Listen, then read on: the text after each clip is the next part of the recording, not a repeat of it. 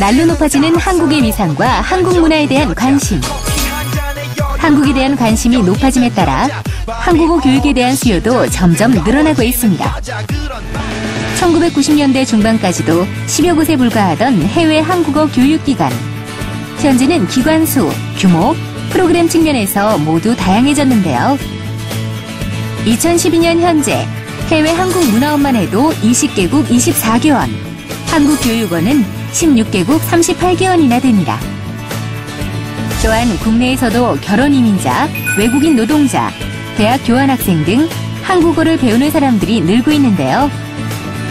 때문에 2011년 한국고용정보원의 직업세계 변화와 신생직업 보고서에 따르면 스마트폰 애플리케이션 개발자, 증강현실 엔지니어, 중독치료 전문가 등과 함께 유망직업에 한국어 강사가 속해 있습니다. 한글과 함께 떠오르고 있는 직업, 한국어 강사. 국내에서 해외까지 한국어 강사로 활동하는 민간 외교관을 만나볼까요?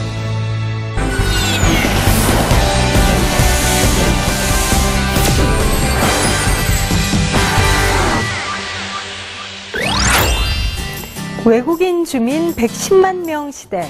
국내 거주 외국인 수가 전체 국민의 2.2%를 차지할 만큼 우리나라는 지금 다문화 사회로 진입하고 있는데요. 이들에게 우리 말과 우리 문화를 알려줄 필요성 또한 커지고 있습니다. 한류 열풍이 거세지는 요즘 한국어를 배우려는 외국인들이 날로 늘어나고 있어 세계 각국의 대학에 한국어 강의가 마련되거나 한국어 학과가 개설되는 곳도 많아지고 있습니다. 새롭게 떠오르고 있는 한국어 강사의 모든 것 지금부터 함께 확인해 보시죠. 유럽으로 세계로 점차 넓어지고 있는 한국어 강사의 활동 영역. 국경을 넘어 활발히 활동하고 있는 한국어 강사를 만나보자 먼저 찾아간 곳은 주 프랑스 한국문화원입니다. 1980년 개원 이후 우리 문화를 알리고 해외 교류를 적극적으로 추진하고 있는 이곳에서 인기 수강 강좌는 단연 한국어 강좌라고 하는데요. 한국어 열풍으로 바쁜 나날을 보내고 있다는 조용희 강사를 만났습니다. 프랑스에서 한국어를 가르치는 조용희입니다.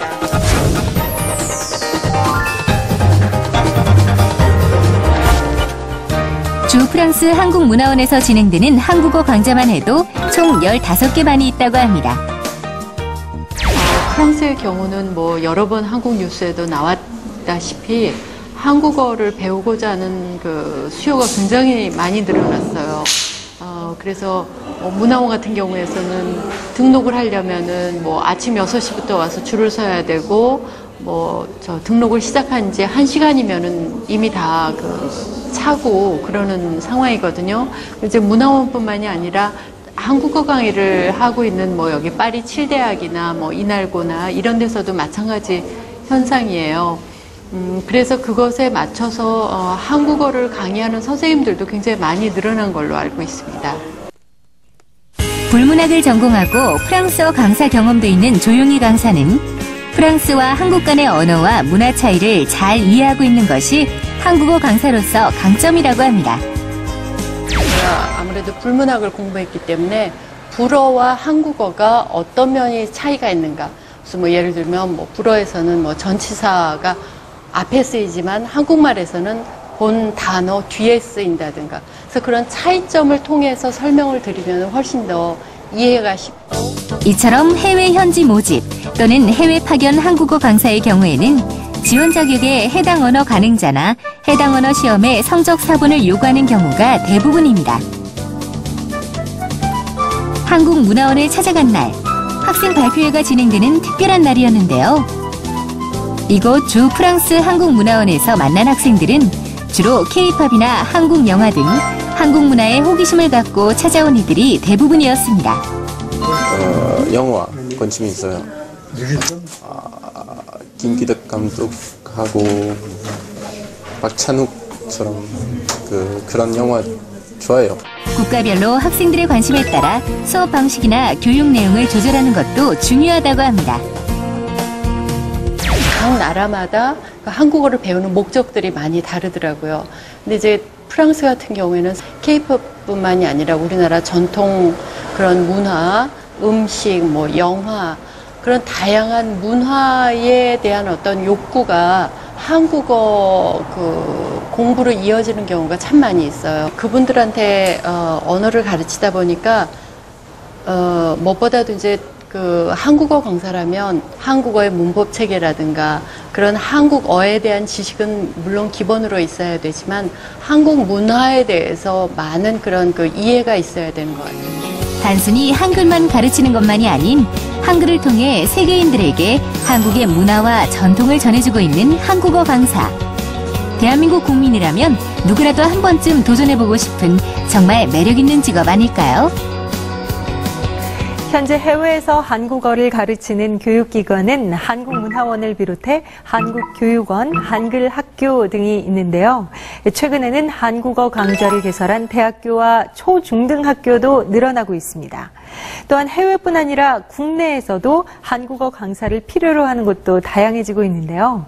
그렇다면 국내 한국어 강사는 어떻게 활동하고 있는지 만나볼까요?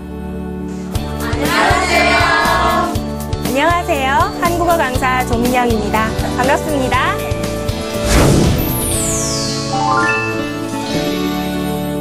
다문화 가족 교육센터에서 이주민과 결혼 이민자의 한국어 교육을 담당하고 있는 조민영 강사.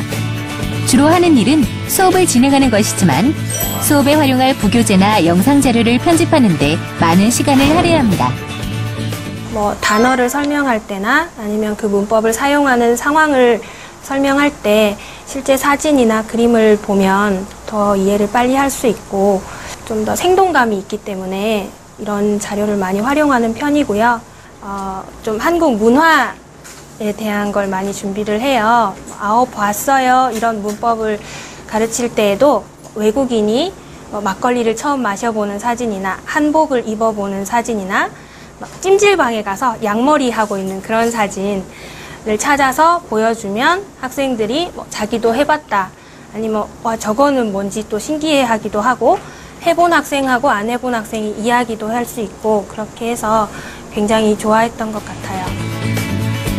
조민영 강사가 가르치는 학생들은 실제 한국에서의 생활을 목표로 하기 때문에 읽고 쓰기보다 실생활에서 바로 사용할 수 있는 말들을 배우는 것을 중요하게 여긴다는데요. 한국 남자 결혼했어요. 아기도 태어났어요. 나중에 남편하고 딸하고 이야기 잘 해요. 한국말 제일 어려워는 저는 높은말. 어린한테 높은말은 제일 어려워요. 좋은 한국어 수업을 위해 강사는 수업 계획을 스스로 세우고 맞춤 교육 과정을 개발해 나가는 등 고민을 거듭해야 합니다. 그렇다면 파리의 조용희 강사, 한국의 조민영 강사가 공통적으로 말하는 한국어 강사가 되기 위해 필요한 자질은 무엇일까요? 무엇보다도 한국어에 대한 이해가 아주 그거는 기본이라고 생각을 합니다. 우리가 한국어를 그냥 모국어로 해서 알고 있는 한국어하고 외국인한테 외국어로서 한국어를 가르치는 거는 너무너무 큰 차이가 있어요.